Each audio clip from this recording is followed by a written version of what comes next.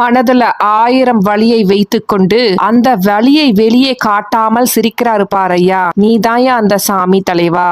விஜய் திட்டி பேசினால் திமுக 5 லட்சம் தரோம்னு சொன்னாங்க. நான் விஜய்க்கு ஆதரவாக ஒரு வீடியோவில் கூட பேசியது கிடையாது. ஆனால் திமுகவை கேள்வி கேட்டால் நான் தாவேகா, பாஜக அல்லது அதிமுக என கேட்கிறார்கள். விஜயை திட்டி பேசினால் திமுக 5 லட்சம் தரோம்னு சொன்னாங்க. ஆனால் நான் வாங்க மறுத்துட்டேன். இப்படிக்கு வழக்கறிஞர் நெல்சன். தமிழ்நாட்டு மக்களுடைய ஒரே பிரதிநிதி, உண்மையான பிரதிநிதி விஜய் அண்ணா. மன்னர்களை உனக்கு காட்ட வரனா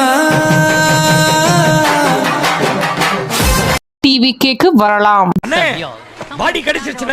ஜெயக்குமாருக்கும் அதிமுகவில் சீட்டு கிடைக்க போவதில்லை. அவர் வேண்டுமானால் டிவிகேக்கு வரலாம். செங்கோட்டையனின் பேட்டி.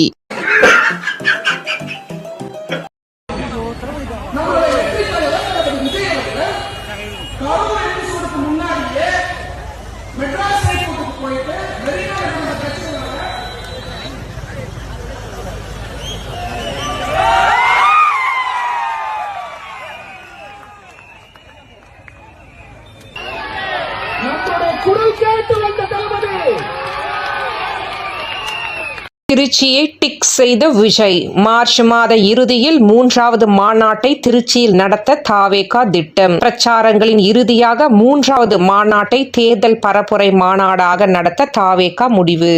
அது எல்லாம் உண்மையான ரசிகர்கள். தலைவா படத்துல மும்பை சீன்ல வர்ற கூட்டம் எல்லாம் உண்மையான ரசிகர்கள் கூட்டம். அங்க இருந்த பாலம் மேல ஏகப்பட்ட ரசிகர்கள் திரண்டினாங்க. அப்போ போலீஸ் கிட்ட இருந்து எங்களுக்கு போன் வந்தது, விஜய் சாரை ஒரு வாட்டி வந்து ரசிகர்களையே பார்த்துட்டு போக சொல்லுங்க, இல்லை என்றால் கூட்ட நெரிசலில் பாலம் உடைஞ்சிடுச்சுன்னு எச்சரிச்சாங்க. அதனால வேற வழி இல்லாம விஜய் சாருக்கு ஷேவ் கூட பண்ணாம ஒரு வெள்ளை சட்டையை கொடுத்து அப்படியே பின்னாடி இருந்து பார்க்கிற மாதிரி அந்த சீனையை ஷூட் பண்ணிட்டோம். இப்படிக்கு இயக்குனர் ஏஎல் விஜய்.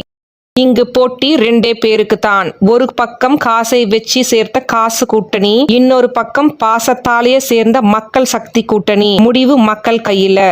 காத்திருந்து பாருங்கள். தமிழக சட்டப்பேரவை தேர்தல் முடிவுகளையே காத்திருந்து பாருங்கள். தாவேகாவிற்கு வெற்றி நிச்சயம். கடந்த 20 ஆண்டுகளாக மக்களுடன் இணைந்துள்ள விஜயை மக்களே தலைவராக தேர்ந்தெடுத்துள்ளனர். RDX நிகழ்ச்சியில் பங்கேற்ற தாவேகா தேர்தல் பிரச்சார மேன்மை பொதுச் செயலாளர் ஆதவ் அர்ஜுனா பேட்டி. டிவிகே ரமேஷ் கண்டனம். எந்த மக்கள் உங்களை தமிழ்நாட்டில் முதல்வராக தேர்ந்தெடுத்தார்களோ அந்த மக்கள் இன்று சொந்த நிலத்திலேயே நடமாட முடியாத நிலைக்கு சட்ட ஒழுங்கு சீரழிந்துள்ளது. திமுக ஆட்சி என்றாலே ரவுடிகளின் கூடாரம் என்ற வரலாறு உண்மையை மீண்டும் அப்பாவின் அவல ஆட்சி நிரூபித்துள்ளது. இப்படிக்கு தாவேகா ரமேஷ்.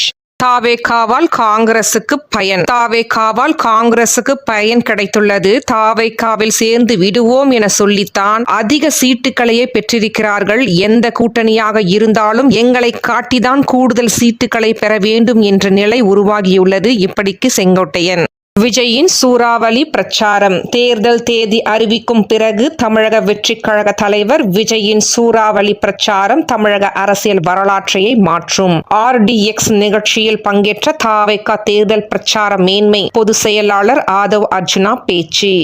விஜயின் புதிய அறிவிப்பு. கட்சிகளில் மகளிர் அணிகளின் கட்டமைப்பை வலுப்படுத்தும் வகையில் ஒரு ஒருங்கிணைப்பாளரையும் 10 இணை ஒருங்கிணைப்பாளர்களையும் நியமிக்க தாவேகா தலைவர் உத்தரவு. மகளிர் அணியில் ஒருங்கிணைப்பாளராக ஸ்பூர்த்தி அருண் நியமிக்கப்பட்ட நிலையில் மேலும் 10 பேர் இணைய ஒருங்கிணைப்பாளர்களாக நியமனம்.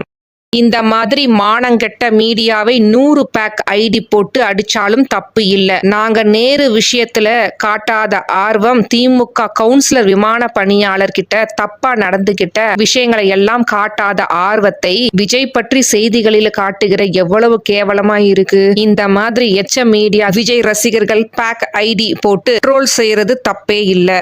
தாவேகா உத்தேச வேட்பாளர் பட்டியல் தயார். வரும் சட்டமன்ற தேர்தலுக்கான தாவேகா உத்தேச வேட்பாளர் பட்டியல் தயாராகிவிட்டதாக தகவல். பட்டியலில் உள்ளவர்களுக்கு மட்டுமே விஜய் நேர்காணல் நடத்தி இறுதி வேட்பாளர்களையே தேர்ந்தெடுப்பார் என தகவல்.